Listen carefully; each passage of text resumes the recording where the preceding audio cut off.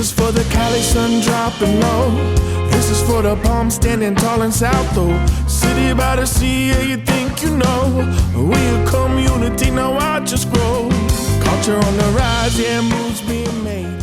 Hand washes hand, it's a beautiful thing. All right, we are back, my friends. Episode 2.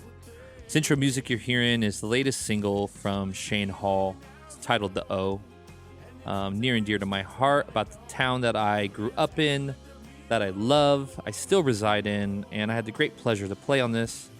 So we sat down with Shane, coincidentally on Veterans Day. Didn't plan it that way, but Shane is a vet, and that was extra special. Got to talk about his journey through the military, finding his way into a music career as a full-time musician, singer, songwriter, and really just coming up in a town that's not really your own, and kind of fighting for that warm embrace. And man, he's received it. He's killing it. I love it. Super excited. Let's go. Morale starts at home, 7-6 off. This is for the evening hours ago. And the kids are in the streets and now they know. A real town that the people know. This is for the evening hours ago. And the kids are in the streets and now they know. A real town that the people know.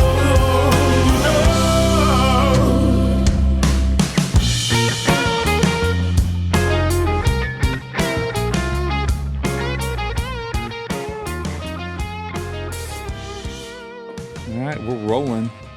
Rolling. Just like that. Episode number 2. Heard you're supposed to clap. Yeah, that clap's going to help me later in post. Yep. Gotcha. All right. Got the man himself. Part 2 of 2 Chains. 2 Chains. 2 Chains. Yeah. That's pretty good. That's actually kind of a good start too. It's one of my favorite things to yell out. Well, the best part, I was getting that, is that kind of like almost will be a great kind of intro into kind of how we first met and where we first got started. Yeah, man. I mean, circa, I guess that was maybe 2016 At least. or six. I feel like it was Maybe around before then. that. I mean, I think it was 16. dude, it had to have been longer than that. Really? Yeah, because think about it. So Oh yeah, because it was like I didn't even have my shop open, right? And that was more than 5 years ago. We opened that in like 2015. holy balls. So 15 or 14 then. Yeah. Whoa. Yeah, that's wild. Yeah, man. Carlsbad Market. Yeah. Shout out Farmers Market. Yeah. Spotted a drum throne. Drum throne spotted. And I get curious. Since at that time I was running and gunning Yeah. real hard. And I realized I couldn't expect one drummer or one bass player or whatever to gig as much as I do. So I was trying to build my rosters out. Yeah. Play drums, bro. Well, the best part is that, so I was working a market or sitting at the market and was sitting on a drum throne because I happen to have a really comfortable drum throne. Drum throne's actually sitting right there. And I was sitting there and, you asked like, hey, you play drums? And at the time, honestly, I wasn't. I had kind of taken a break from playing music. Yeah, I just been committed to a band like pretty full time and had invested like a ton of time into it. And then it kind of fell apart. And then I had a bunch of other stuff was going that kind of all dissolved at the same time. So then I just kind of was like, maybe this isn't for me. Maybe I go do something else. Maybe it has run its course. Yeah. Nope. And then, you Guess again. Yeah, I know. Guess again, motherfucker. Yeah. Well, the best part is then you said, and I tried to like, get my way out of it. I don't know if you guys are gonna be able to hear a phone ringing, but there might be a phone ringing in this. Just disregard it. Yeah, it's not a sound effect. I didn't put it in there. But so I basically was like, yeah, I kind of play, and you're like, cool. I can play in this thing on Thursday. Yeah. Like, I need a guy. yeah, well, just come show up. I'll pay you. Like, we'll figure it out. And I was like, fuck. All right. Sure as shit. Yeah. And you weren't really ever a play by fire kind of guy. You like at least one rehearsal or maybe. Kinda. Yeah. I mean, I definitely prefer it, but I kind of was though. I mean, that's how I grew up. That's how I learned to play, was playing on the whim, playing in the church. Yeah. You know, because no one knew what the fuck they were doing when they were, you were, as a church, they were just like, you can kind of do this thing. Like, cool, we're going to throw you on stage next week. Yeah. And so you're just around people. So that's how I learned to play, but it's not my preferred. I feel like learning that way too it teaches you how to use the moment. And it also teaches you that the moment's fleeting. Yeah. So as long as you make it work for that moment, you're good. That's when I learned, like, and I talked about this in the podcast with Hollander too, is how much you learn playing in the church. And Shout out Hollander. Yeah. Hooty hoo. Hoochie. And so you really have to learn to play on the fly. And it's kind of like do or die. Yeah, so it's interesting going and doing that with you, like right off the bat. Yeah, that was back. I was just starting to kind of ramp up, transitioning from money gigs, like strictly bars and restaurants and wine bars, and pretty much anywhere that would pay me to play. There was no glamour. There was no fun gigs. Like, it was fun for me, but they weren't like fun gigs. But that was right when I started to kind of shift and being able to do both, like more fun gigs. And you actually helped me out with that a lot. Because we started that project. Born Gypsy. Yeah. Yeah. I actually had to create a project to break into the scene. Yeah. Because I was known as a bar guy. Right. I remember you talked to me about that because you're like, hey, I want to do it like this. And I kind of was like, why? And then, I mean, in retrospect, I understand, because you're like, well, people associate me with this. And you're like, I'm trying to, like, I want to come in and slide in. Yeah. And like change it up and fool some motherfuckers, so they don't, and also they don't come in expecting you to do the things you were doing, but over there, right, they come in, you're able to create something new, and you're essentially able to be like, oh, this is fresh. Yeah, that one more motherfucker asked me for a Drake cover at my own show.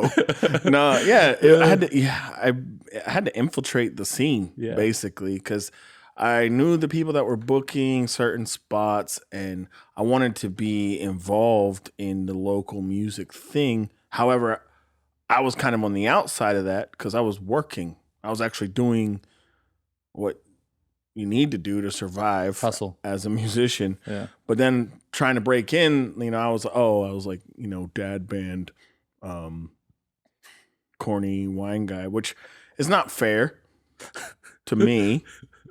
But it is fair because a lot of dad bands get gigs because they play for free. Oh, yeah. Absolutely. But, I love that that's changed, though. Like, I've seen that change. And I've seen a lot of people, find out how valuable those types of things are. I use you as an example to so many people that I, like, consult with, or when people are talking to me, I always tell them, I was like, look at what Shane's doing. Because they'll be like, well, do I do this thing or do I do that thing? I'm like, that guy's doing both. Yes.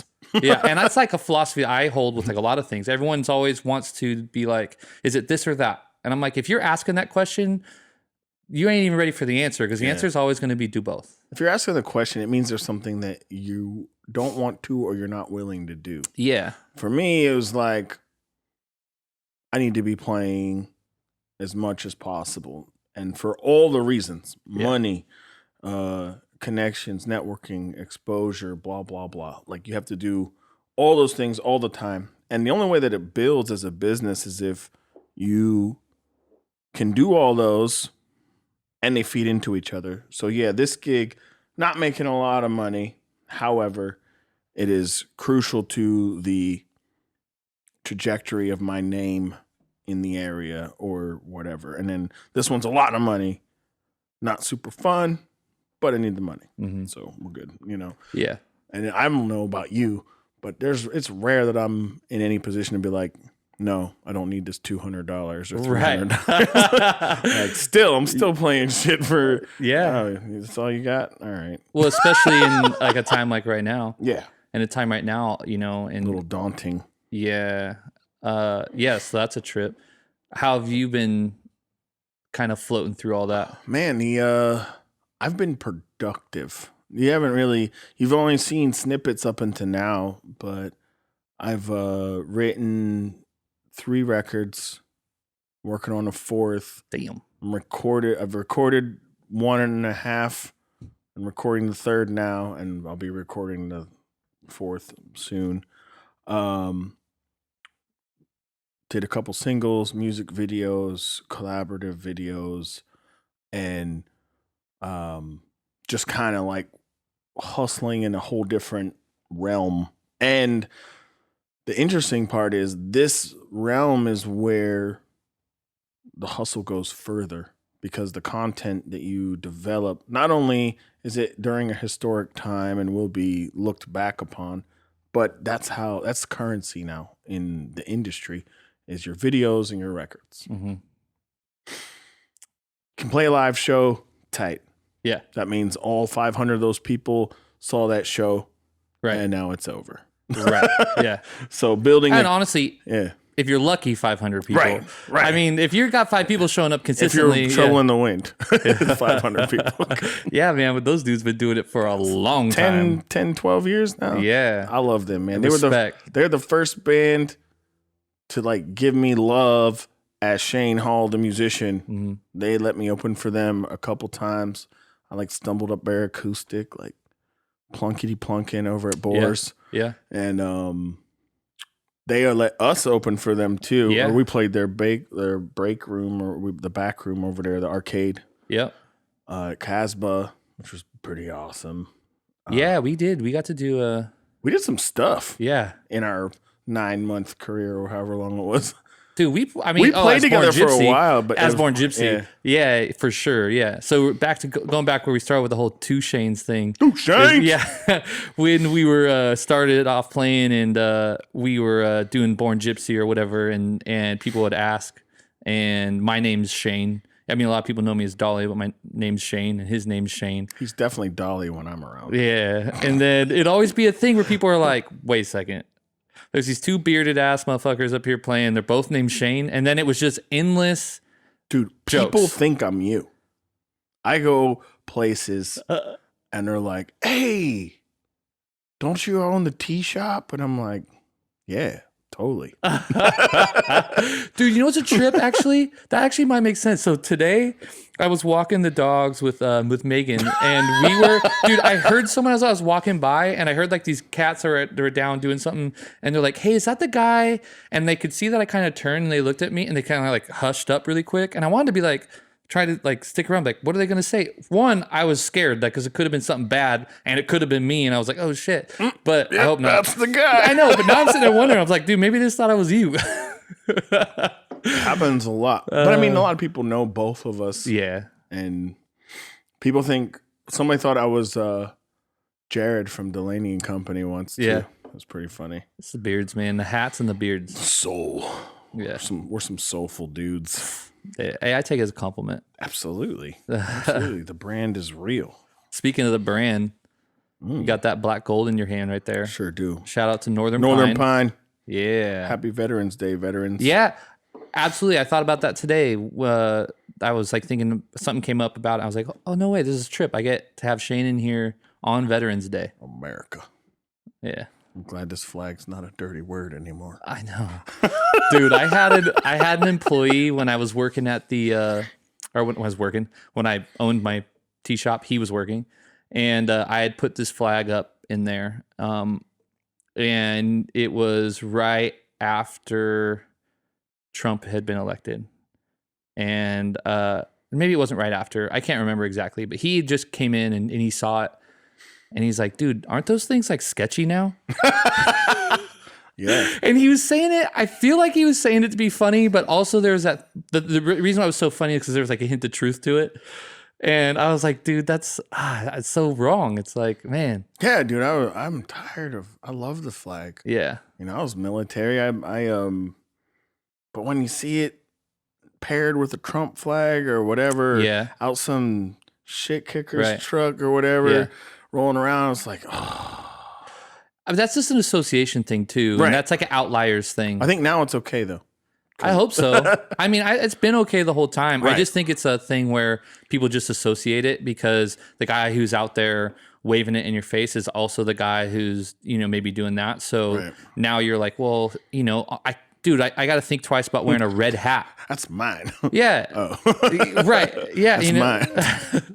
it's a trip. down. Yeah, Yeah. it's a trip. But yeah, we're in this weird spot too where, everything going on. But Yeah, this was one of the things I did, the black gold. Yeah. During the quarantines of 2020. Basically,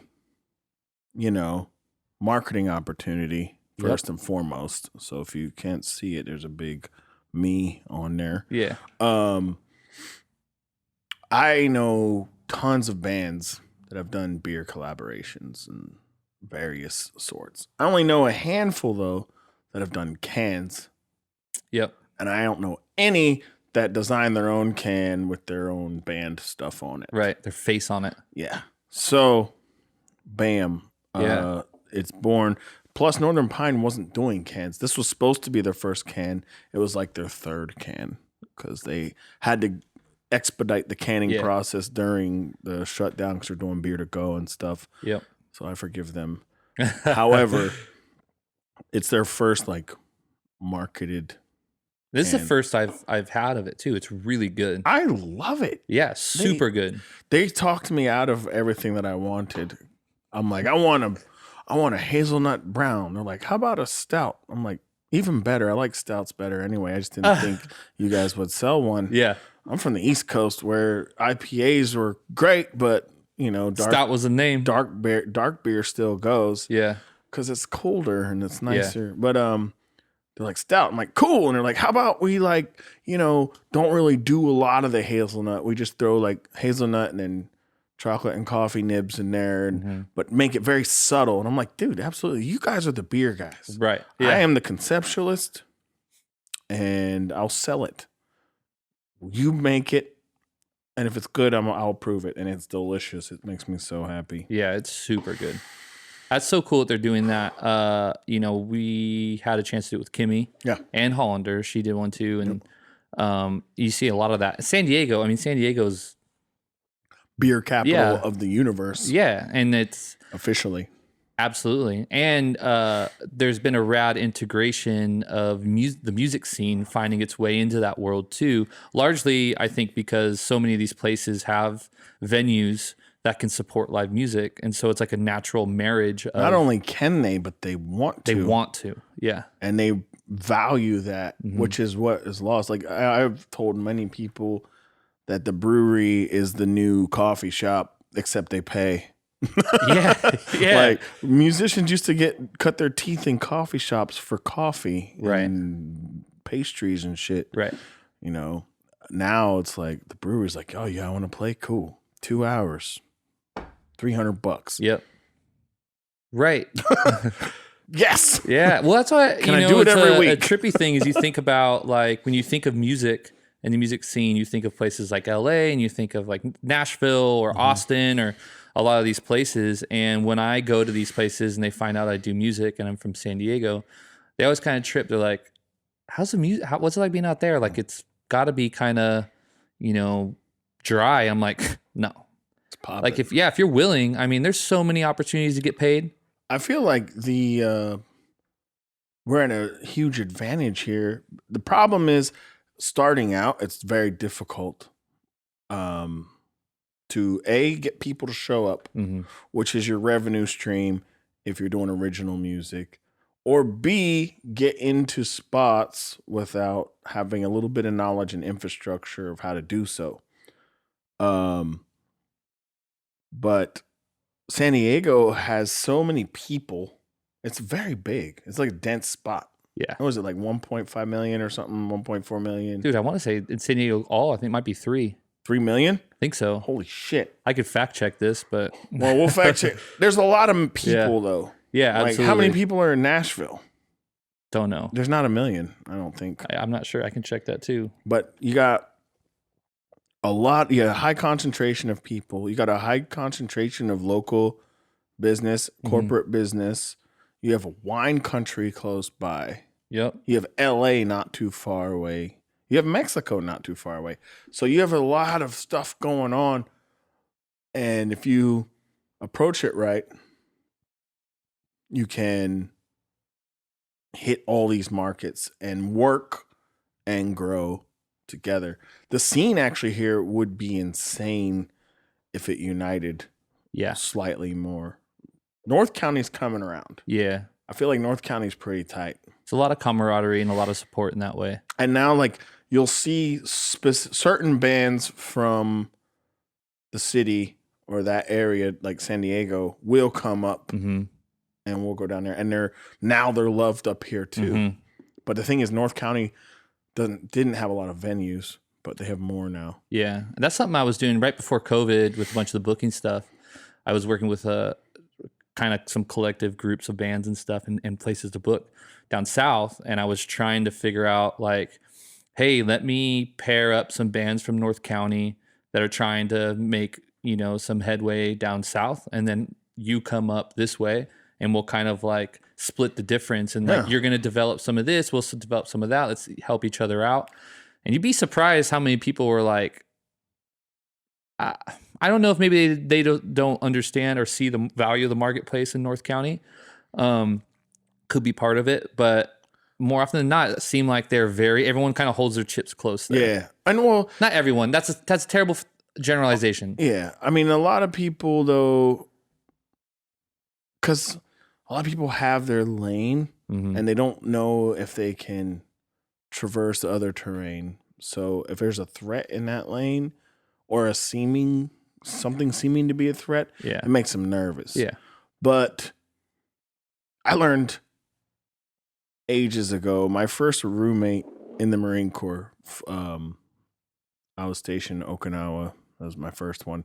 Because I was like, I want to be close to home. They're like, cool, going to Japan. I'm like, great. It's a complete opposite side of the fucking world. You couldn't go any further. Anyway, so Lance Corporal Fields was his name, from Texas boy. He was dope. I walk in the room. This shit looks like it's straight out of like an Isley Brothers video. This dude got silk sheets on everything. He's fucking incense burnt. I'm like, bro, we're just roommates. But he's like, I'm going to tell you right now. I'm like, how did you get that recliner? You have a recliner in the barracks on the 4th floor. How do you get a recliner in the barracks on the 4th floor? He's like, it's all about the hookups, man. It's all about the hookups. And every time I asked him something, he's like, it's all about the hookups. And he's right. And it's true. It's social. It's business. It's accomplishing any goal. Nobody can do shit by themselves. Right. Eventually, at some point, if you want to progress, someone's going to have to align with you, reach down and take care of you or something. It's going to happen at some point. So for me, I feel like the music scene benefits so much from everybody working together because it brings more attention to the music scene, which creates more people wanting to be involved on the client base, wants to show up to shows to see what's happening next. Like I've been talking with Hollander, we've been working on some material because I'm like, there's no reason that we should be in the same room and not have songs to do together. It's true. There's no reason why we shouldn't release a single together because we're in the same scene. As far as I'm concerned, we're like kind of leading the scene. Yeah. So we got to kind of set the example. And let's think about it this way. If every band that is doing things in town had a collaborative song with the other bands in town, every show, you never know what's going to happen. And you create this crazy environment where these magical moments are happening and now people are going to want to be a part of that. Do you see that? I don't know if you follow the cats in like the Fort Worth area, like Texas Gentleman and over at Only Leon Bridges. well, this is so Leon Bridges does affiliate. So I was getting at there's a studio that's out there, and of course, right now the name of the studio is going to completely escape my mind. Modern Electric. Woo, found it. Modern Electric dope. Studio out there. I'm gonna make a note. Yeah, that's a studio I follow, and they got a couple producers there, and they kind of work with a bunch of folk. But what's rad is they're kind of like that, where a lot of them all kind of play together, and they got different cats that come in and out. And anytime you see them playing live, you go watch videos on YouTube or on Instagram, and they're posting something, and it'll be Leon Bridges comes in. He's coming because he's just in town, or he was just there to hang out. And then the next cat comes in, and it's like Paul Cawthon, or it's like one of these fools. And it's just cool to see that integration, and they're all there to support each other. They're all there to they're just there because they all like what each other's doing. They're all there to support that. And they know that they're only made better by their peer, And Yeah, I feel like too, it's hard for people because it's hard for an artist to reach out to another artist, like with respect, and be like, "Hey, let's do something," because you don't know how they're gonna take it. You don't want to overstep. So, but I mean, just ask. Like, if they don't want to, all right, cool. I was just checking. Yeah. But I mean, I took that cue from the people in Texas, like Leon Bridges and Crombin did a record. They did an EP, a full EP. Two busiest people right now. I saw a video with Gary Clark and Leon. Yep. All Texas people. Yeah. Playing with Texas people. Leon did that thing with Luke Combs too. At the top. Yeah.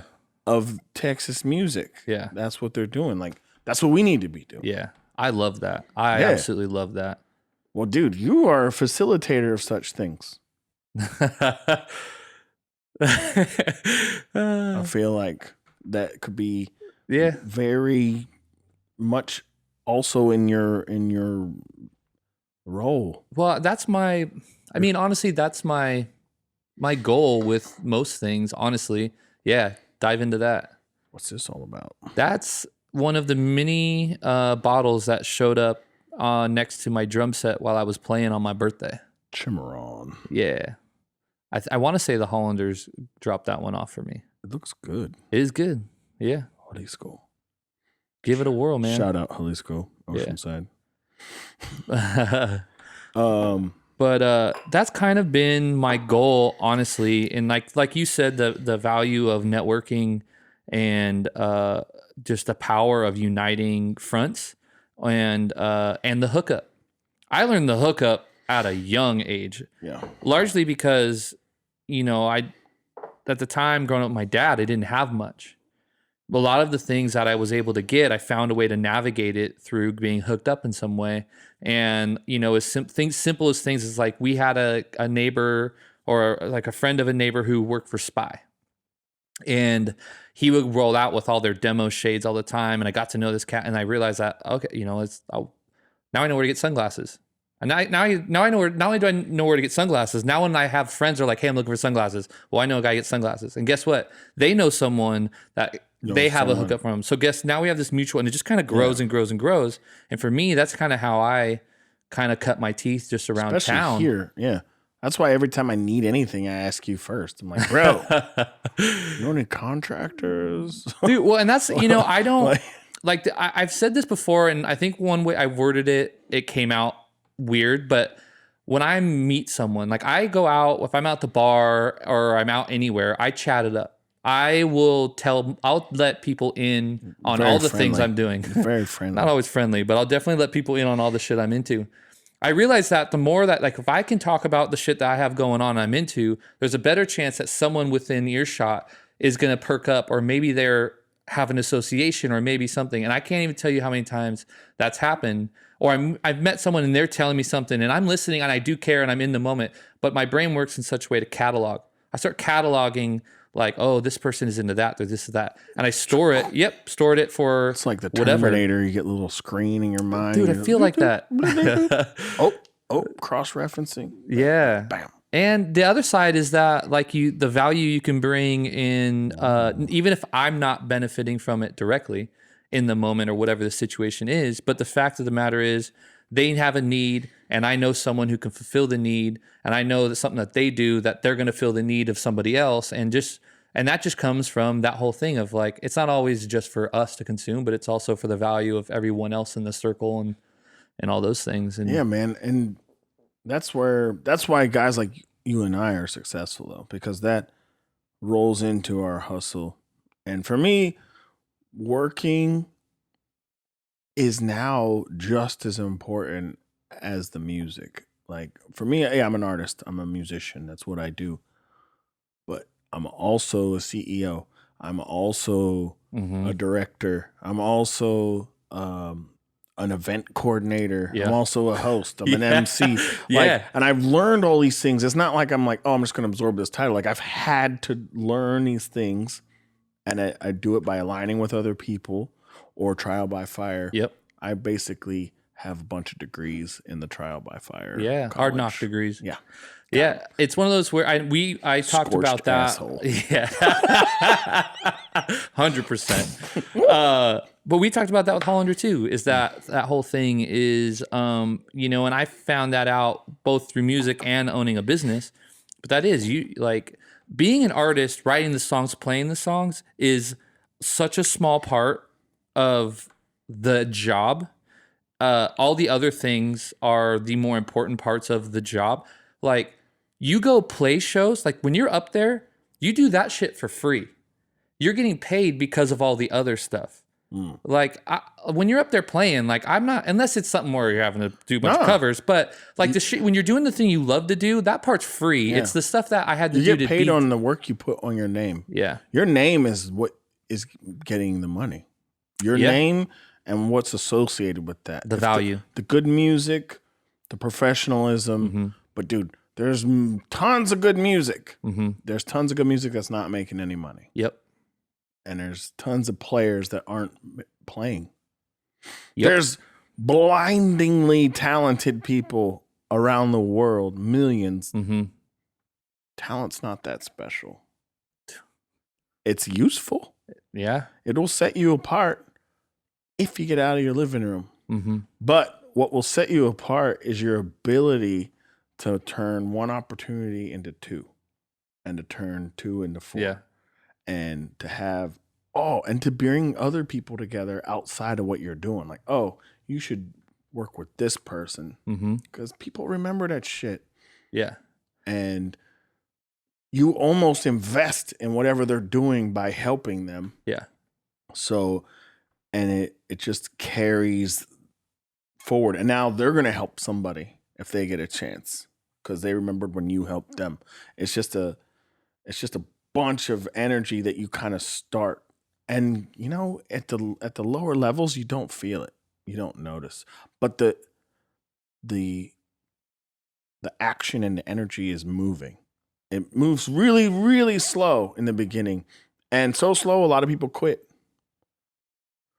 But a lot of people don't know what to expect. You have to understand. You have to be kind of fearless. You have to pretend that it doesn't matter. Yeah. You're like, okay, I'll find a way to eat.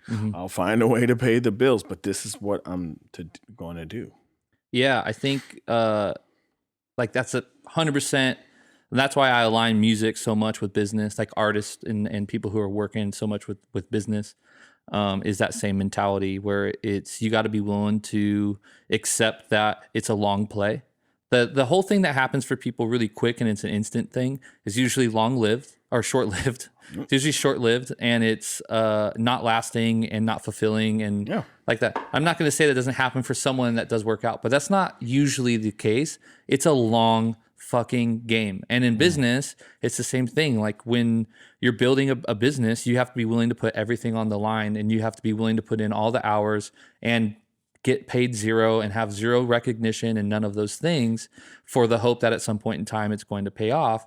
But like you said, 90% of the people don't endure the longevity it takes, and so they fall off.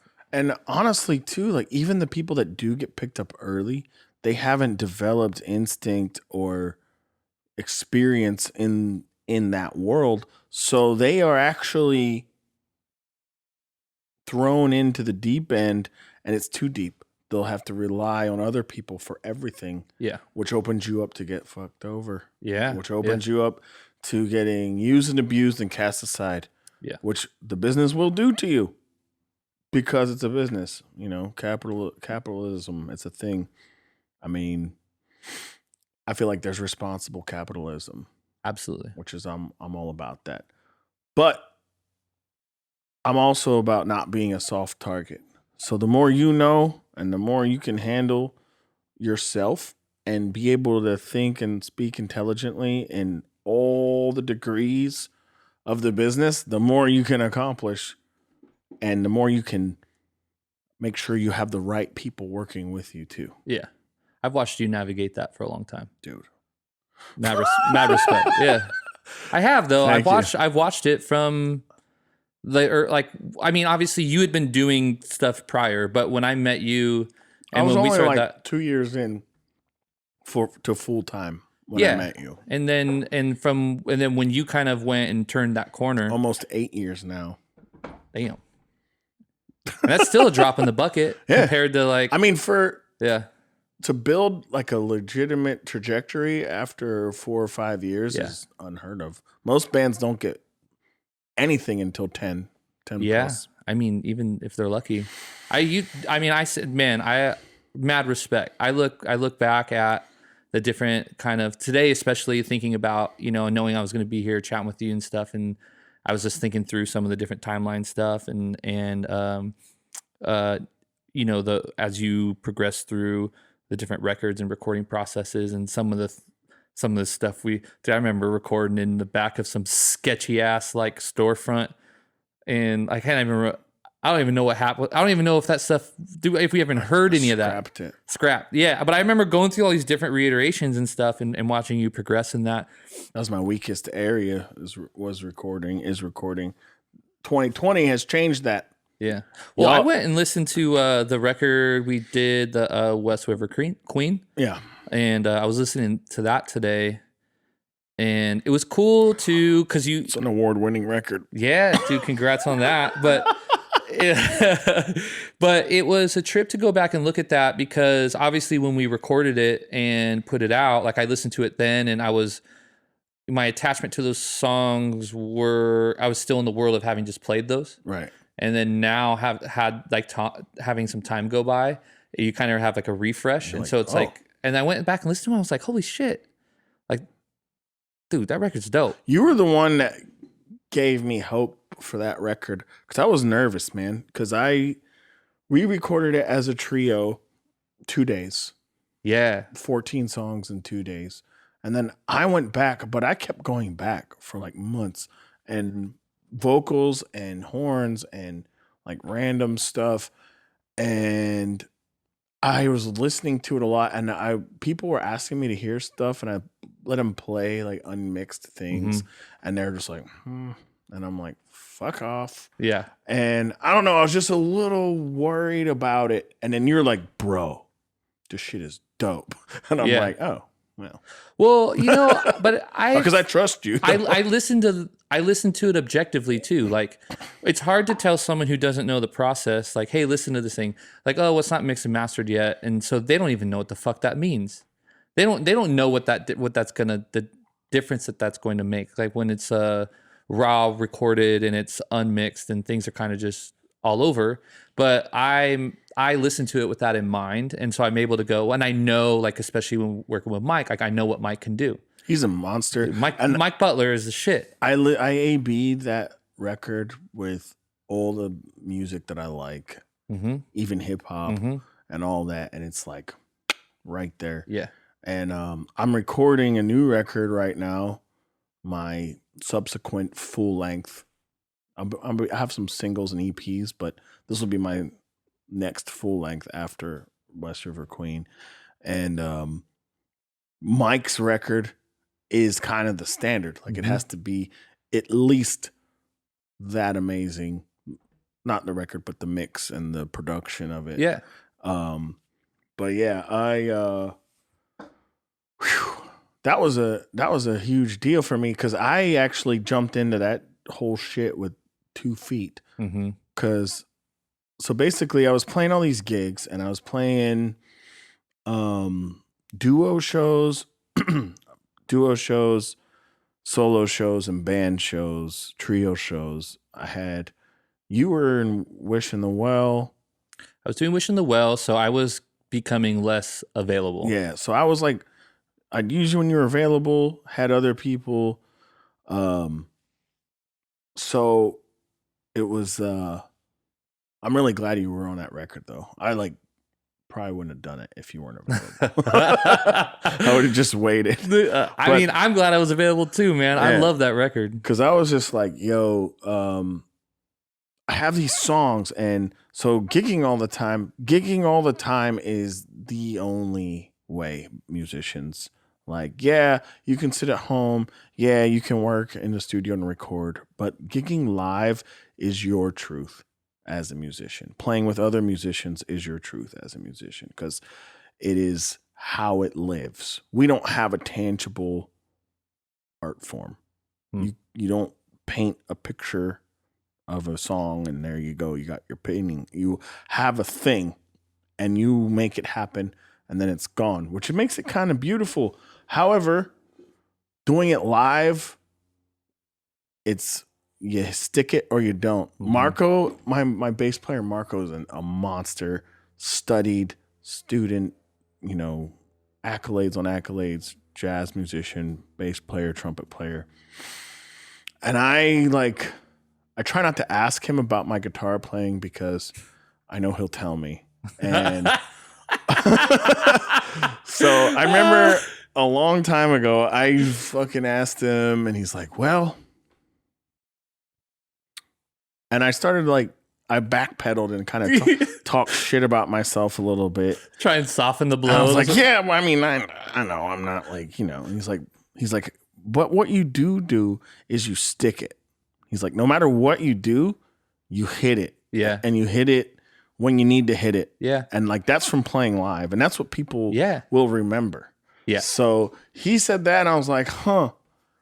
And, you know, doing live shows, you break into this other plane. I'm gonna sound real dumb right now. I love it. And I don't give a fuck. No, I love where this this is is going. truth. I love where this is going, man. Yeah. I get real, you play so many shows, and remember, I don't know if you guys can remember, I can't, it's hard for me. I have to think back because I've been playing for so long.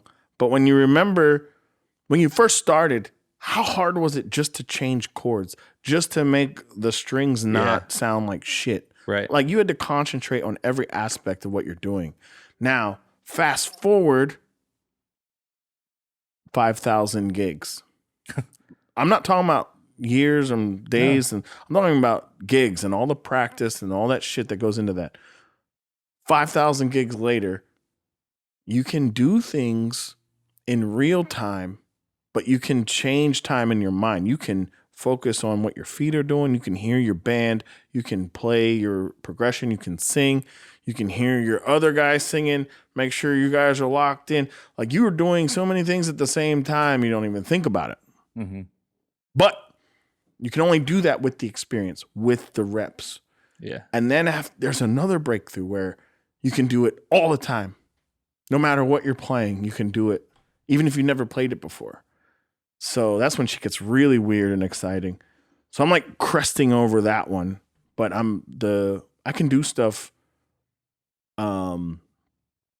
simultaneously. So on stages, I would have a lot of time to kill, and I got tired of playing covers. So I'd freestyle stuff. Nobody would know. I would just pretend it's a song, and I would play. And even, you know, places that are like no originals. I'm like, cool.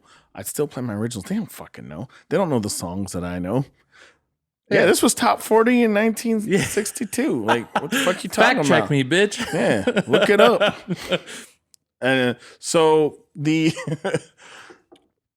would freestyle these songs, and that's how I wrote most of the songs on that record. But when you think about a record, you're like, okay, everything has to be like a collective work. There's got to be a vibe for the record. But I'm about to start making moves. I need my Americana tunes. I need my soul tune. I need my blues tune. I need to be able to have different things to send to different festivals, different promoters, different venues. How the fuck am I going to do this?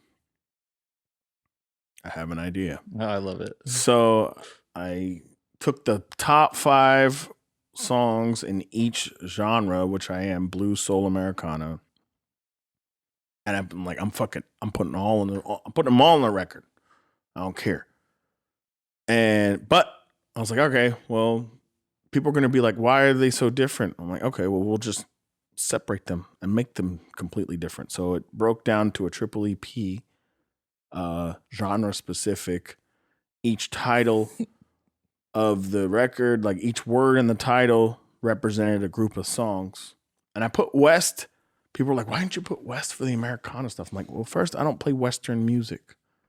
I play blues, soul, Americana. So West, for me, represents freedom. Because growing up in the East Coast and in Harrisburg and, and then being in the tri-state area, Philly, New York, all that stuff, looking around and then looking west and then coming out here and being like, holy fuck, like it's freedom. And it's freedom in music too. You can listen like West Coast jazz, West Coast blues. Like there's more freedom. It's more liberal. It's safer out here for people that are different. So I put that with my blues because I don't play traditional blues. You're like, oh, you play blues. I go to Texas or or Alabama or Mississippi, and they're like, that's not blues. Yeah. They're sticklers for that blues right, too. because you're not meeting the formula here. Yeah. So, but for me, West Coast style, I get liberties, but it's definitely bluesy blues. That's why I put West. River is Americana because all the cities in America, the major cities were started on rivers. Rivers are like life, and I don't know, man, they're beautiful. And then Queen is soul. So yeah, like it came together, but I had to like work with it. I had to piece it together, and then all of a sudden I had this brilliant, giant, huge project that I couldn't afford. And I'm like, well, whatever. But I have I had the network people helping me out. The hookup. And then from playing my everyday 3-hour grindy gig at Masters, I came across Kaleo Wassman of Pepper and Law Records. And 6 months after that, I was signed. And then 6 months after that, my triple LP or triple EP came out on vinyl, 10-inch vinyl. And I chose 10-inch vinyl because I wanted a more intentional listening process. So vinyl's very intentional because it's vinyl. However, there's presets for 7-inch and 12-inch records, not 10-inch on most vinyl things. Right. So you got to place the needle yourself. You can walk away, but you're going to have to be back soon to flip it because it's a short record.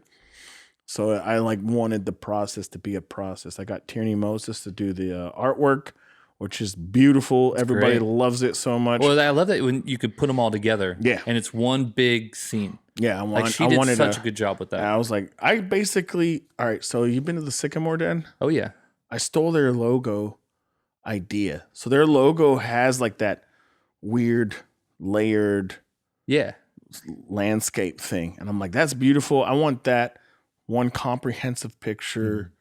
And she's like, all right. And she sent me the workup. I'm like, nailed it. Yeah. Like, perfect. So, and now I have a product and something more. And that got me thinking. So now I'm like, okay, well, as long as you're providing something more for people, they're going to be more interested in seeing what you have coming out. Because if you're like, hey, I released a song. I released an EP. Yeah. Go stream it. Save it. Yeah. Well, and you know what it does too is when we first mentioned us, you said, because you hit me and Marco up, and we were going to go record these songs. You're like, hey, I got these 2 days. And you're like, oh, by the way, we're doing 14 songs. And also some of the songs I don't think we even had like fleshed out yet. Nah, I did add a couple newbies. Yeah, and so I was kind of like, okay.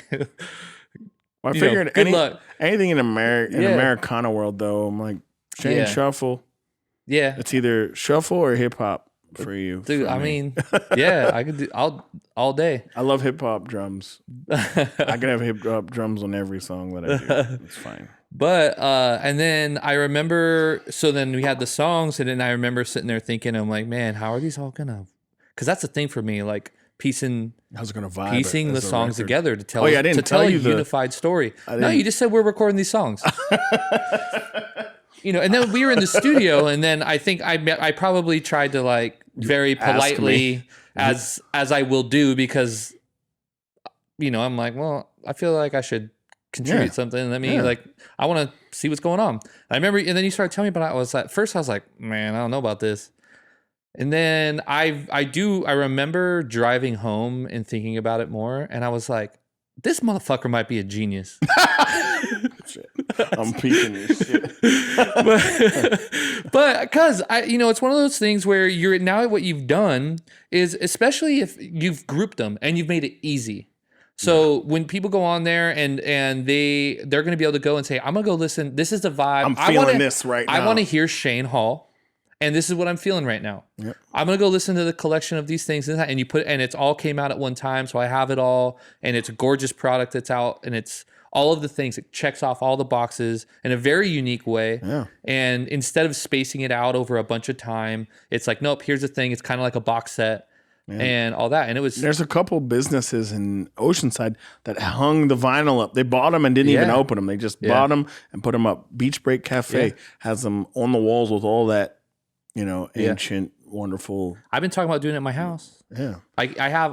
And then I pulled them out the other day when I was moving some records around, and you still have your test pressings? I still have the test pressings. I gotta get Marco his test pressing. But yeah, I love it. That's such a good. I mean, besides, all of it. I just think it was so well done. The new records. I know. Can we talk about that? I will give an exclusive delve since we're here. And, only here. I'm excited. I'm out of the know now, so so this is exciting for me to be able to hear what's going on. So I put my head down on a mixtape. I'm doing an R&B mixtape with Dom Lamar. He's an old friend of mine. We served together in the Marines, and we both moved out here together at the same time.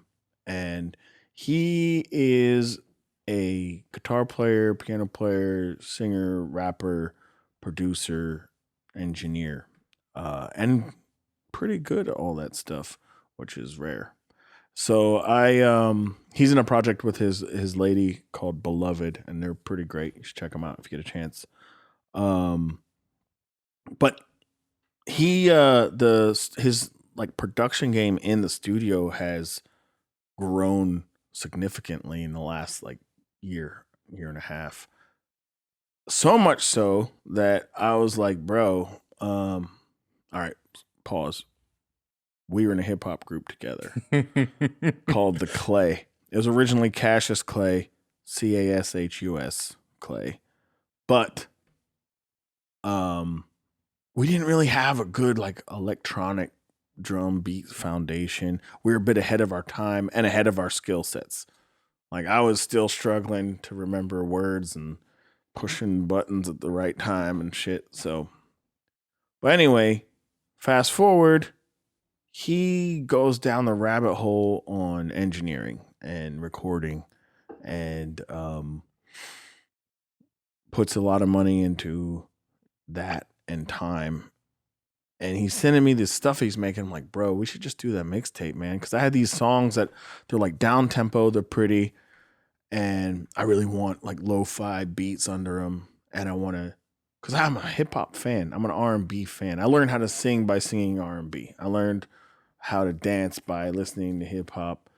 I'm from the East, so that Wu-Tang, Biggie, and all that stuff was like flagrant around town and in my everyday life.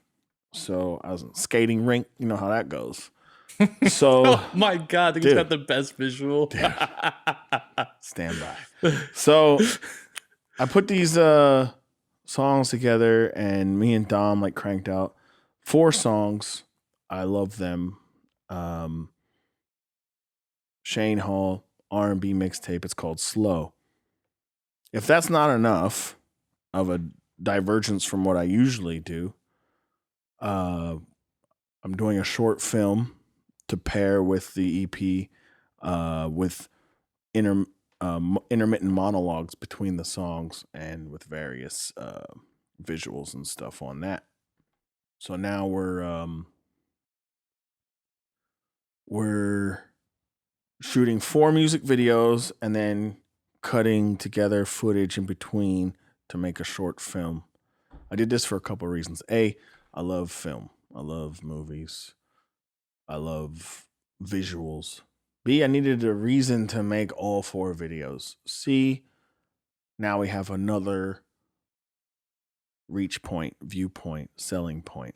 I'm going to enter the film in film festivals all around the country. Not because I want to win, but because I just want a bunch of people listening to my shit and seeing my furry face. So whatever. Yeah. So the record's done. We're starting production on the film like next week, I think. It's going to be probably like 12 minutes long because the EP's really short because that's how I roll as far as hip hop and R&B production. Because, you know, if you can get it done in less than 3 minutes, but it feels like 5 minutes, Yeah. you're doing it right. So that's one.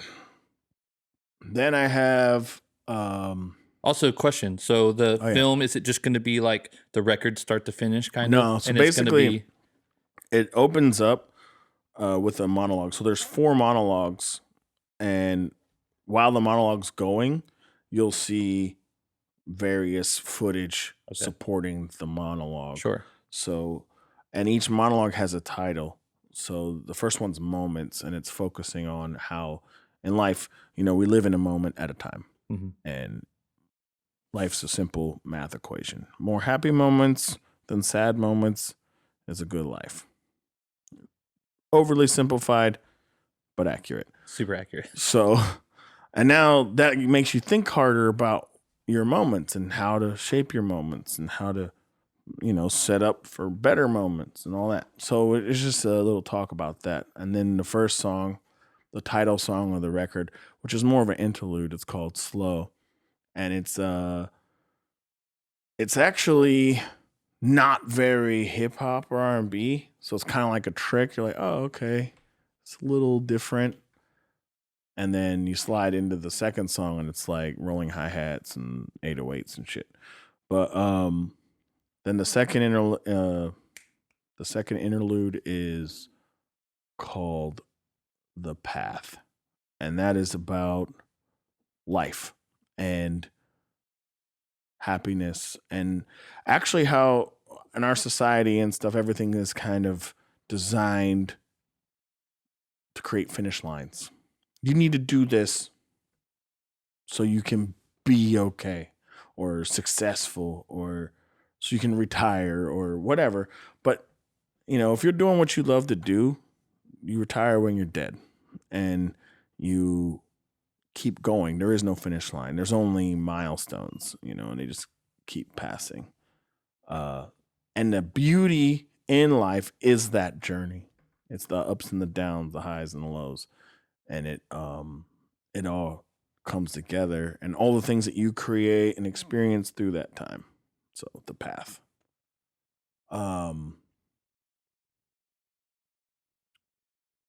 Then the song Life Up comes on, which means like live your life up, which is actually a commission song during COVID, which kind of spurred this project on a little bit. A buddy of mine wanted to reconnect with a lost love. And he's like, dude, this is our story. Can you get me a song?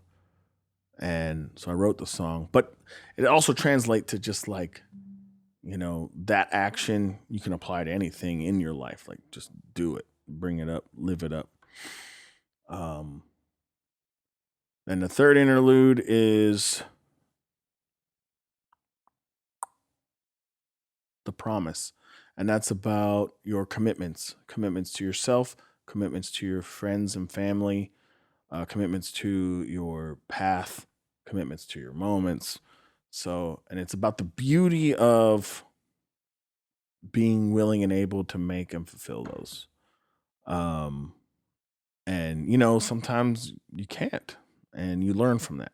So it's like it's okay, but it's just a recognition. Yes, recognition of such things. Then the song "Hold You Down," which is funny because when you say "hold you," I'm gonna hold you down. It doesn't sound like a nice thing, but if you know me, you know that I'm saying I got your back. So, that's about a commitment, and it's a very specific in the song, but like I said, it can transcend and go to whatever. And then the final monologue is the circle, which is how everything is cyclical. Fuck. God damn it. Yeah. More tequila. Everything is cyclical. However, people are like, oh, everything just keeps coming around. It keeps coming around. But it does. But it also rises up and shifts this way and shifts that way. So yeah, the things come back around, but at different times in your life. And so the bad, even though it's shitty, it still helps shape and balance the good. And it still supports you. It teaches you how to prepare or how to appreciate the good and how to survive the bad. Like, I don't know, man. If everything was like super easy, I wouldn't feel fulfilled at all, and I'd feel like a joke or a fraud.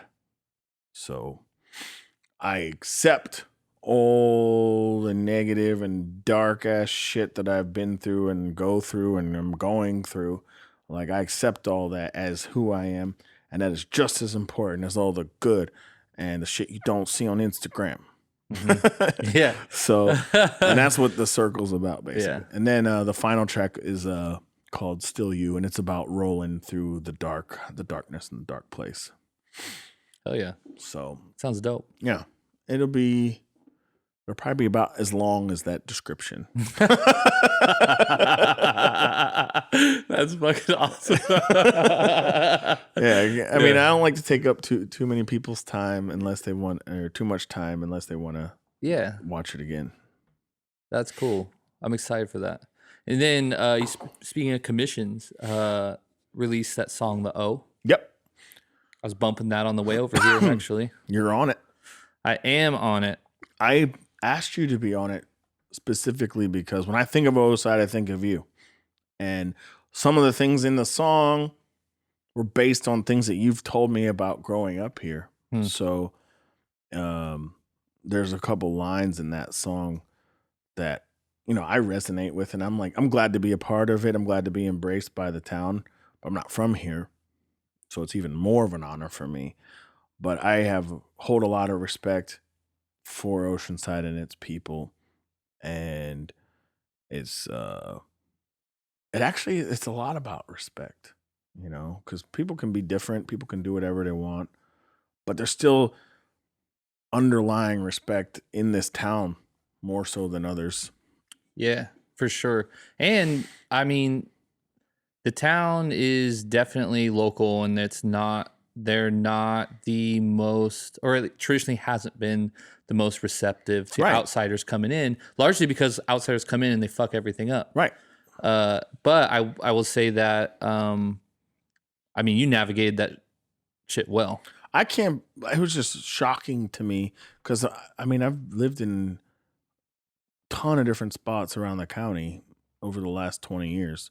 I lived in Escondido, San Marcos, Fallbrook, downtown, Carlsbad, Oceanside. I think that's about it. couple different times in Carlsbad. But out of all those spots, I didn't think Oceanside would be the one that is the first to kind of embrace me.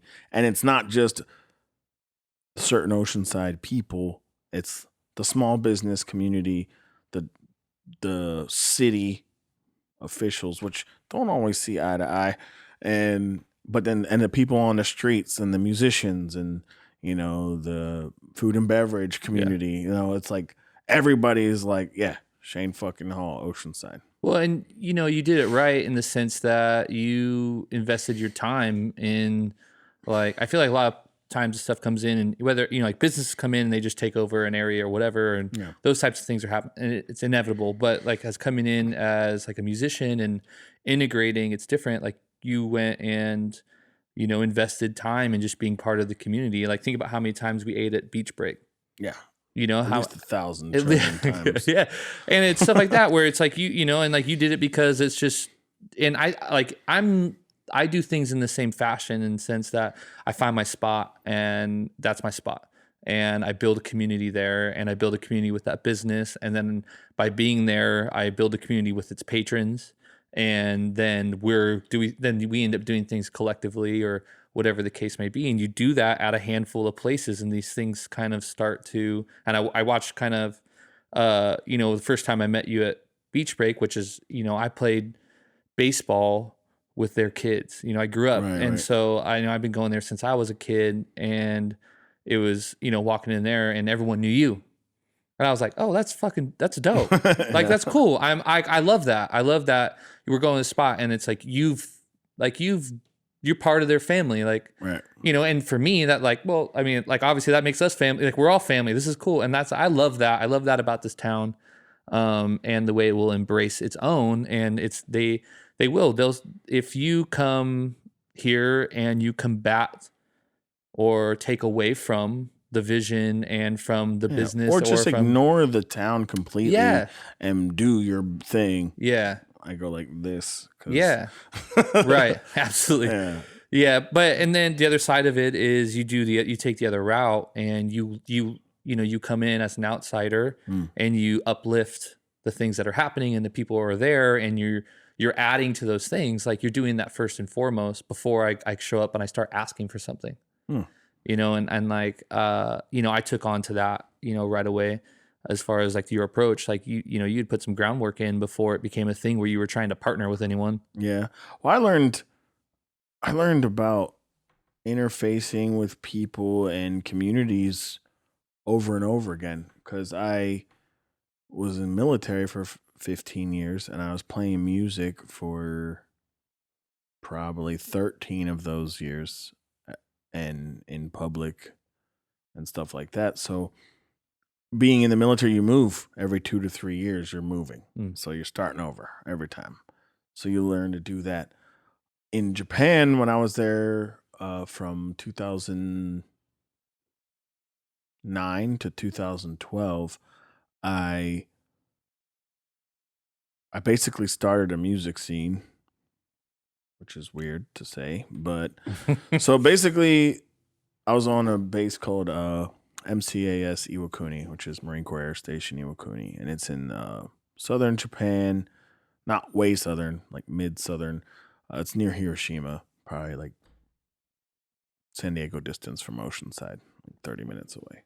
So the base was like an epicenter, because because it's so far from Hiroshima, it's a smaller town, but the town was popping like in the 60s and 70s because of the base there, and people that were in Vietnam would come there when they're on break. So there's like tons of bars, tons of stuff going on, tons of stuff to do. Fast forward to 2009, the Marines are doing dumb shit in Okinawa, and people were getting locked down. The bases are getting locked down.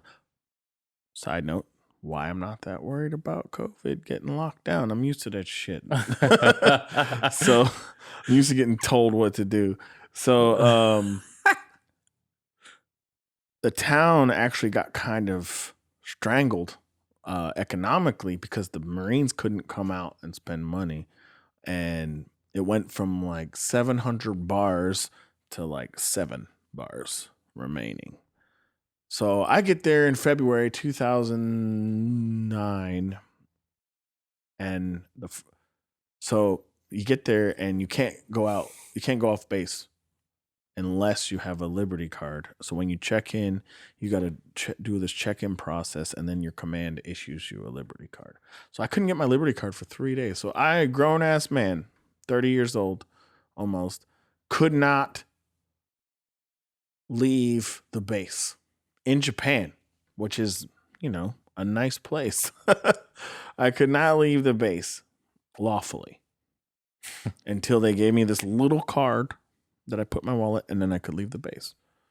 Finally, you get the card. I leave the base. I'm losing my mind. Finally get to leave the base. It's my birthday. It's a Thursday. And I go out and everything is closed. And then I find these little bars, and I walk in, and there's like 2 people in each bar. 1 person in one bar. There's a bunch of bars that were open that they wouldn't let me in because there's Japanese only. So they're like, no gaijin. Okay, my bad. One lady felt bad for me because I was by myself. She's like, and then some old drunk Japanese dude bought me like piles of sake. Oh, hell yeah. Yeah, it was a good day. He's like, you like sake? I'm like, well, he didn't even say that. He's just like, sake? And I'm like, hi. And he's like, oh, Nihongo, which means you speak Japanese. I'm like, no, but I speak sake. And he's like, whoop. We had a conversation all night long. Yeah, real drunk. So anyway, I'm walking around, and like I walk into this, I leave sake guy, and I go back to like near the front of the base. There's like a strip with all these clubs and bars. And I go into this one called the Underground, which was upstairs. And awesome. I go in, and it's a live house, man. It's got a stage, there's a bar. There's some dude looks like Tommy Lee behind the bar. I'm like, hey. He's like, what's up, man? His name's Dudley. And he was a drummer, and he owned the bar. And I'm like, what's the deal here, man? He's like, oh, dude, like the bass, everybody has to be back on base by a certain time, and nobody comes out during the week anymore, and blah, blah, blah. I'm like, well, I play music. And from that conversation, fast forward a year, I started my first band, because up until that point, I was kind of like a solo singer-songwriter guy. Started my first band, started playing electric guitar, which I didn't do for the first 8 years of my career. And we went from there being 2 local bands to 7. And I started throwing events because all these venues in the town didn't have anybody coming in. On a Friday, they'd have 10 people come in. So I'm like, hey, I'll bring a ton of people. You keep the bar. I'll take the cover. And they're like, deal. So I'd be having 5 bands roll through, and we'd start early because everybody had to be out of there by midnight. And first band's on at 7, and we'd go till midnight. And it just turned into a thing, but then I had to learn about sound, lighting, promotions, making organizing band, organizing a schedule. I had to organize a team because I had someone on the door, stuff like that. I had to learn all these things, and I just kept doing it. It got better. But each place on my journey, I learned something that pointed in this direction. Like 10 years before that, or not 10, sorry, like 5 years before that, I was in Italy for 4 years.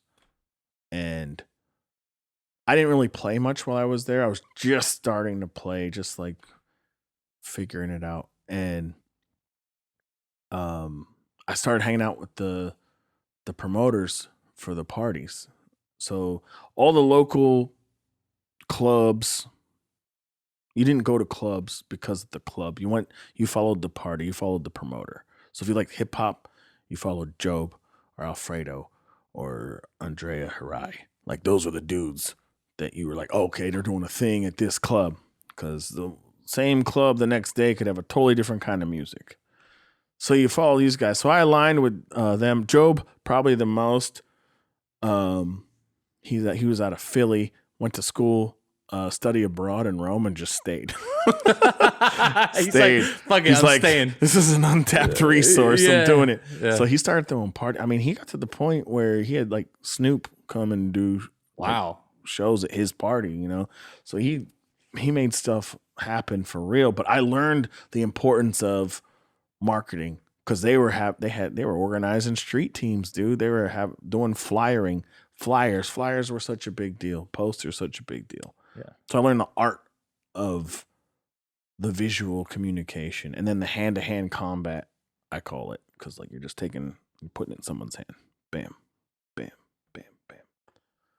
And these are all things that just kind of stuck with me and just evolved into short films and EPs and shit. That's the same mentality though, man. I mean, honestly, It is. I mean, it's like an entrepreneurial kind of mindset of showing up and like, hey, I'm into this thing. Totally gonna add that to my profile on all my things. Entrepreneur. Absolutely. I mean, that's really what it comes down to. I mean, that's like I said, showing up to a space like that and saying, hey, I'm into this thing. I think it could help you. And then you just go in like, I'll figure it out. And you create a business out of it. And you kind of, or fulfill a need in the sense that beyond doing that, you've just created something for yourself. I play music. There's no music scene.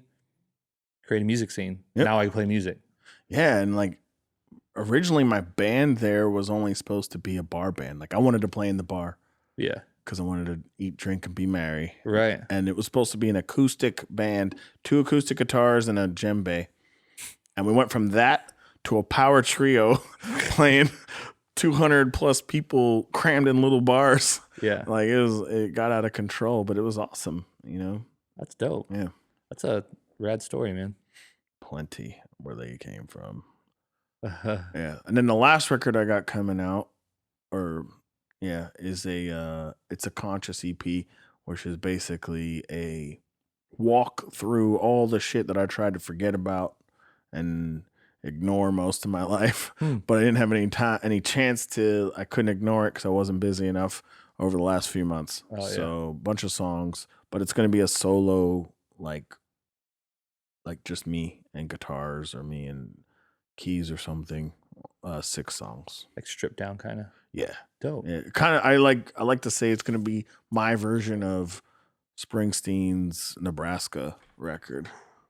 So, great record. Which is an amazing record. Yeah. Yeah. So I'm going to basically taking that model, but applying it to my sounds. Yeah. And what's cool is that there's so many people that have seen you play solo over the years. Yeah. I'm sure, so that's always a cool thing to be able to give people too, is like kind of a recreate in a probably obviously a more professional and kind of authentic way, but kind of create like this thing that's like, hey, you've been seeing me do this thing was just me and an instrument for years, and here's like down memory lane, or kind of not even if you're not playing the songs that you were doing, even if it's all new songs, but it's just the vibe. Yeah, and even the fact that the songs are so personal, like I don't ever talk about that shit, like even just talking. Yeah. Because I don't really have a reason to. But now I feel the need to. And, even the songs are about kind of being ashamed of not addressing it sooner. Or understanding the issues that are at hand. So being that vulnerable and truthful will just set it apart itself. Plus, I'm way better now than I was back then. Or at least I feel more comfortable doing it. I think that's more the thing. It's not like, I sounded so much better now than I did then. It's just I feel so much more comfort, and I have confidence in my abilities. Yeah, the ability to execute and do it well.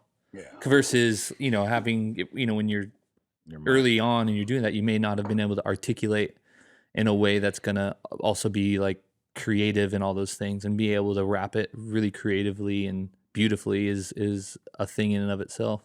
intentionally Yeah. as well. I mean, that's the kind of stuff I love when you see artists who do concept records or things like that, where it's like there was a lot of intention. It was proactive, not reactive. Yeah. And the plan for that one is just I'm going to self-record. I'm actually looking for a spot. I got to find just a quiet place to record the record. I'm going to record it myself. I'm going to mix it best I can myself.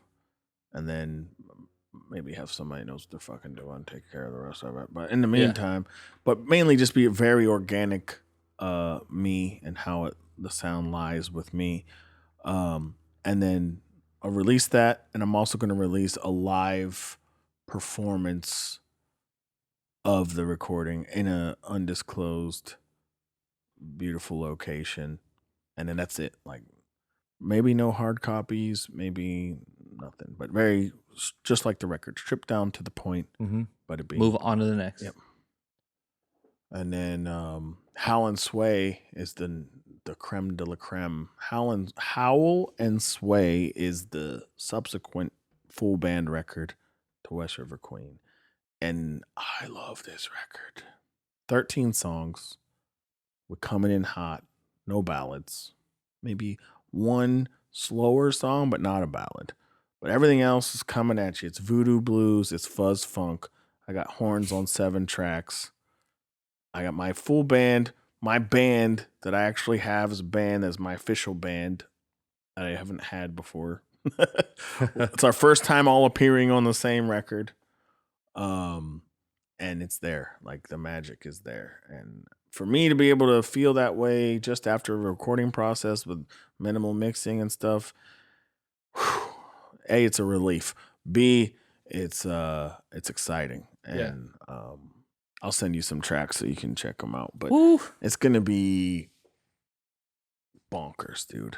I am not playing around. It's just coming for you. Yeah. So dang, man, you got a lot, dude. A lot in the back pocket. Yeah, and then I still got tons of songs other than that I can just do stuff with when I get around to it. Right. I had a meeting with Kaleo today, and he's like, "Dude, what the hell?" It's like, these are all songs that I'm working on right now. I love it. I love seeing that, man. Still going. Yeah. Well, Hollander and I were talking about that, like, going back to the comment I made about it being reactive versus proactive, right? And like the experience of like traditionally with a band that goes in and they learn some songs, they have some songs, they go, oh, we just need to record these songs. Yeah. And you're just basically recording what you have because that's all you have, versus when you're as busy and log in as much as you are, you're able to just go like, I'm going to go do a hip hop a mixtape. I'm going to go do a solo thing. I'm going to go do a full band thing. And you're able to just, I have all these songs. I'm just going to plug and play where they make sense. Yeah. And I can do whatever I want. Like the freedom, and like when you have that and you do it well and you have the freedom and the liberties you could do it however you want. Yeah. And also, like, because of the hookups and the networks, it invites more opportunity. So I'm signed to a reggae label. I'm the only not reggae person on the label. Yeah. But I'm going to be doing collaborations with people from that world, singles, videos, performances.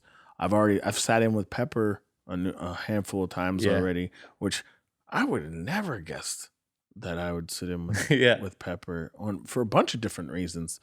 But it's awesome. And it's a whole, like, dude, humble pie all day. I walk out there, I'm like, yo, your roadies forgot all your amps, guys. You're fucked. And no, dude, they play through Kempers. They're all fucking rack mounted amps and shit. So there's no sound on stage. So I'm up there lugging my amp up there. They got to bring out a monitor for me. I'm like the new guy. No in-ears. Like, I'm just like, don't mind me. I'm just rookie of the year over here. Don't worry about it. But and then I'm in a project called Red Giant, which is EDM, fusion, funk, neo soul kind of thing, which is killing it right now. I don't know if you had a chance to look at their stuff, but we put out a record 2 weeks ago, and it's crushing. It was put out on Multi Music, and it's crushing that world. And I'm like, so I got some songs that I'm gonna do in that same kind of vein, and we're just gonna put them out and kind of ride parallel with that. Like, fuck it, you know. Hey, there's momentum. Yeah, and I'm like the single that they released from the record is me primarily singing, and it has like 52,000 streams already, and it just came out 2 weeks ago. Wow. So, but they're that company, Multi Music, man, blogs, press releases, interviews, playlists, like they hit it so hard. And it right now, like Berkey from Vocab Company's in the band too. He keeps showing me the Spotify. He's like, dude, there's 49 people listening to us right now. And like he'll do it every time I'm with him. He'll be like, look, every time. 47, 48, 50, 51. That's dope. Yeah, I'm just like, dude, I looked at mine, it's like 3. I'm like, fuck. All right. Hey, dude, 3 people right now though. That I mean, I need noted. Let's see what's happening. Yeah. I'm like, I mean, I would have been happy with 3 until he said 50, whatever. Yeah. 4 people listening right now. That's pretty tight. Yeah, it's pretty cool. The 200 or 2,400 streams, not bad. Yeah, I saw that. Yeah, I saw it. You got a lot of traction going on, man. I was actually surprised when I looked on there. I looked at West River Queen, and I looked at some of those. You could just see like the top songs, whatever, and I was like, damn. I'm like, that's some Vacancy. You're on Vacancy. It's my number 1 streamer, 132K. Yeah. Playlisting, man. But yeah, dude, it's hard though, man, because you're like, oh, where do I spend my time and where do I spend my money? Everywhere. Everywhere is the answer. Everywhere. Yeah, not here or there. Yeah. Everywhere. I like I'm going to revert to my old irons in the fire analogy. You take 1 iron, you put it in the fire, it heats up, you pull it out. You take 10 irons, you put them in the fire. They all don't heat up at the same time. Yeah. So just keep putting them in there. And as they heat up, pull them out, do what you got to do. Yeah. And then put another one in. Yeah. You know, like, and, you know, if some people don't function that way, get help. But learn, like, be better, do more. Like, don't make excuses. Yeah. God. I'm definitely, I don't work that way isn't an excuse for me. I used to because I had people would tell me that for stuff. And I've had it recently with a couple of people I talked to, and they're like, and, you know, they were trying to make excuse for something. And I was like, well, you just can't X, Y, and Z. And they're like, well, I just don't work that way. Like, not everyone can be. I was like, I didn't get this way on accident. I think I was born, dude. I've been clueless my whole life. Still clueless. Yeah. Like I always felt like the dumb guy because I'd be like, is that a thing? We doing that? Is that happening right now? Yeah, it's happening right now. Okay, go, cool. I'm with it. Wait, what do they do? Fuck. Okay. I got it. Like, and living, like, growing up in the, like, in, like, where I grew up in school and stuff, but then in the military, because, like, there's such a specific way to do everything. And if you don't know, you know, you're fucked. And if you grew up not ever dealing with any of that kind of shit or with any of those kind of people, because you're talking about people that are just in your face telling you what to do, which is really distracting when you're trying to think of what you're supposed to be doing. Yeah. So you're like, why aren't you doing this? I'm like, I don't know. What are we talking about? If you talked quieter, I could think about it. Yeah. So it's like, you know, but you have to kind of learn to think. You have to learn to solve problems. Yeah. You know, and you have to be okay with learning. That's the biggest thing, man. As I feel like going back to that is people just be like, I'm just not that way. And it's culturally, it's become a thing to where it's just been like, okay, it's okay that you're not, it's okay to be that. Yeah. And it's like, Well, it might be okay if you don't want to do anything, but if you're wanting to do what you say you want to do, it's not okay. You need to be better, or you need to change the way you're doing it, or the way you're thinking about it. And that's a hard place to navigate these days, especially right now. I feel like more than any time. The excuse game and the whistleblowing game, like when people like talk shit or bitch about something just because there's a regulation or something about it, you know, or because it's not, you know, whatever. Like those two things drive me fucking crazy. The excuse game, especially. Like, I'm a logical thinker, and I think and organize in bullet points. So if you say more than a couple words to me about a specific thing, I'm gonna think you're full of shit. Because you're just gonna be like, blah, blah, blah, blah, blah, blah, blah. Like, why? This is the question. Right. Or this is the situation. Hit me with that. Hit me with the facts. And logic, I don't know, man. People just kind of ignore it a lot. Yeah, it's not widely promoted these days. But it doesn't matter. That's actually how shit works in the world, in the universe that we live in. Yeah. You know. Well, we live in a world driven by feelings right now, and that's just like which aren't real. I mean, dude, I wish. Oh God, I have so many things recently where that's come up, where you're talking about, well, I feel this, and well, it's okay that I feel that. Like it's like, and you go, well, it's not. It's hard. Like when something's wrong, it's wrong. When something's right, it's right, regardless of how you feel about the situation. And the market dictates, especially when we're talking about music and we're talking about the business side of it, or we're talking about business in general, the market dictates what is and isn't, regardless of how you feel about it. The market doesn't give a fuck about how you feel. Nope. So if you want to feel, go feel by your goddamn self, by yourself, and get passed up. And that's fine, but don't complain. Let's break it down even further, bro. We live on planet Earth. Yeah. It's a planet.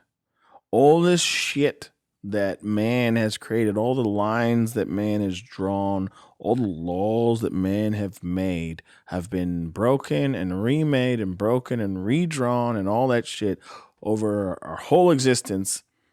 None of that shit fucking matters. Really? Because it's an animal kingdom, bro. It's nature. Yeah. It's universe. What matters is living and dying. That's it, you know. And what you do between that time is kind of up to you. We get caught up on all this semantic bullshit. It doesn't, for me, you know, the only thing that really matters is aligning with the progression and the evolution of us as people, as humans, not the little bullshit we get caught up on in our day-to-day lives. I don't know, man. If you look at the cultures that align with nature and align with the betterment of humanity and humans actually aligning with the earth and shit, like they're happy. Not in a woo-woo way, but like in like a real, true, honest way. Like, okay, the winter season's coming, we prepare. Like, you know what I'm saying? Like, all right, we harvested these things, we're gonna plant new ones. It's well, and that's when you come to recognize that you can't control all the circumstances all the time. What I control is how I react and how I respond. Yeah. And right now it's a time where culturally we're trying to shift circumstance. We're trying to shift all the other variables without having to shift ourselves. And it's, we would much rather change everyone else than have to find how we're going to adapt in and out of it. Right. And well, it's funny you said that culture, because culturally we all have our own cultures, but humans have their own human culture. Like if we turn the lights off today, all the electronics, all that shit, we wouldn't be able to see what anybody's doing 20 feet down the street. Right. But now we can see the whole world, or so we think, right, all the time. And we have this real false view of the actual world.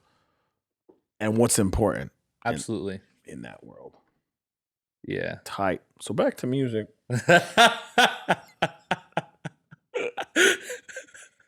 Woo! Oh man, that's solid. I love that. Man, I don't know, dude. It's a lot. It's just a lot, man. Yeah. The 2020. Yeah. It's a lot. So obviously new music coming out, doing all that stuff. And what else? Anything coming up on the horizon? Anything? Yeah, I picked up new management 3 months ago, and this will actually be my third manager that I've had, and this dude is killing the game. Is this third manager while you've been with Law? This or is is the this like third just in general? Third in general. Yeah, yeah. First manager I've had since I've been with Law. Or actually, no, sorry. Not. I had one, but it was very short term. But this guy is Ryan Sullivan, Sully. He is what it's all about, man. He's helping facilitate all my stupid fucking visions and dreams, all the bullshit I'm coming up with. He's like, fuck yeah, let's do it. Yeah. And I'm like, all right. That's dope. So like he's the one, like I recorded the 13 songs up at Hybrid Studios in Orange County. He hooked that up with a collaboration with Red Camera, which I don't know if you're familiar with. Oh yeah. Red cameras are like the shit. Yeah. They are the camera. Yeah. So Red Camera supplied cameras and their guy to shoot the whole recording project, all that.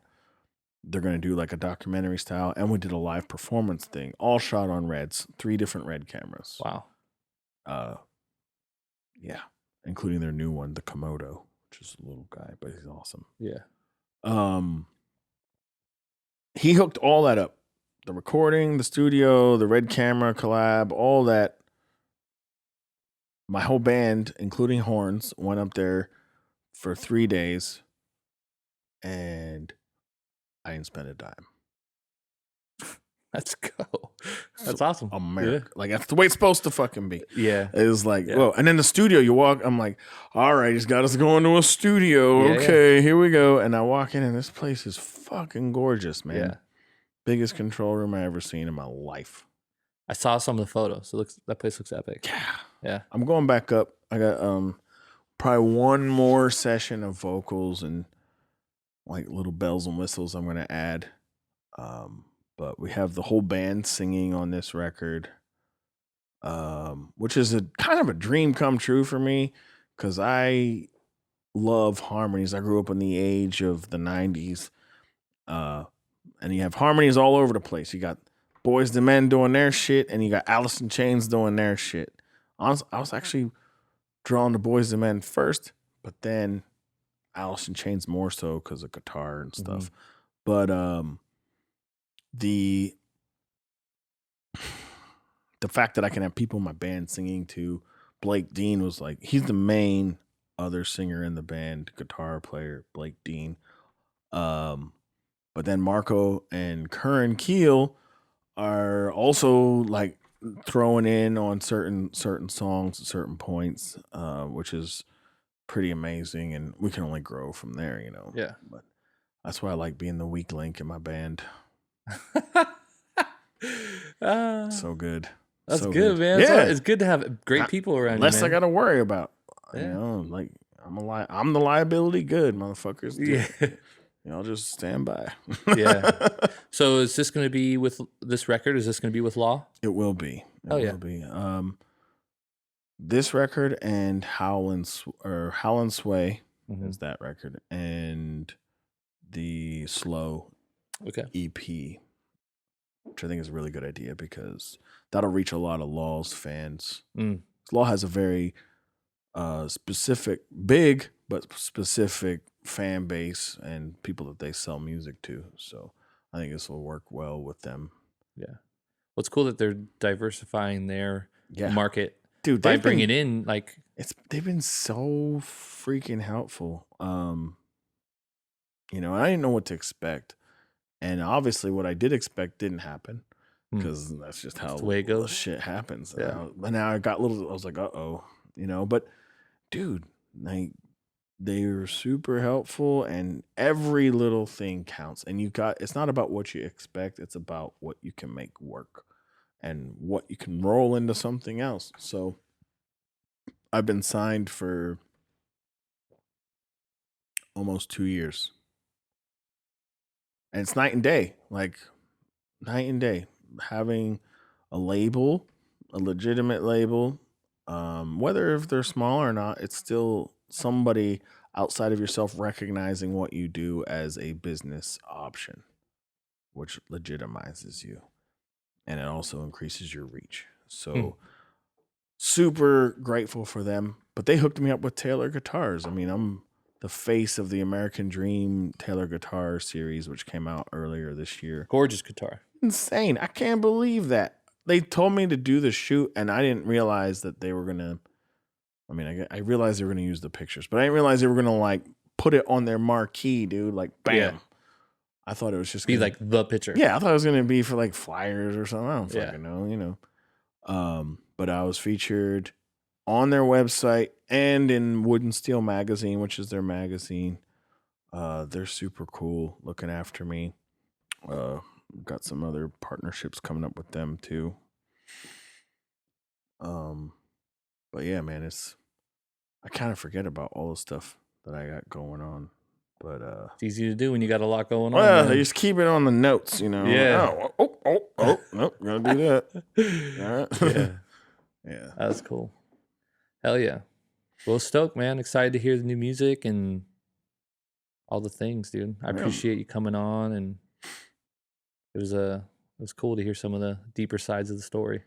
Yeah, man. It's weird because I mean I talk a lot, I guess, because people ask more questions now than they ever have before. People are more curious now, so I find myself speaking about the same things often.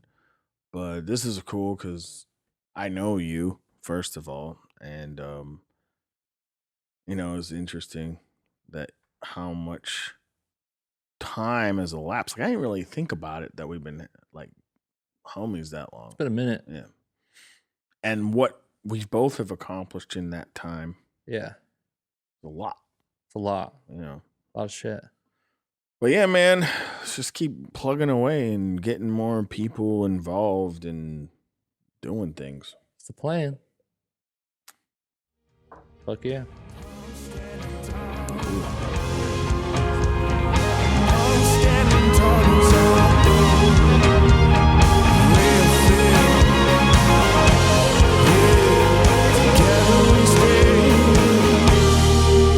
For them evening hours are gold, and the kids are in the streets and now they know a real town that the people own. You know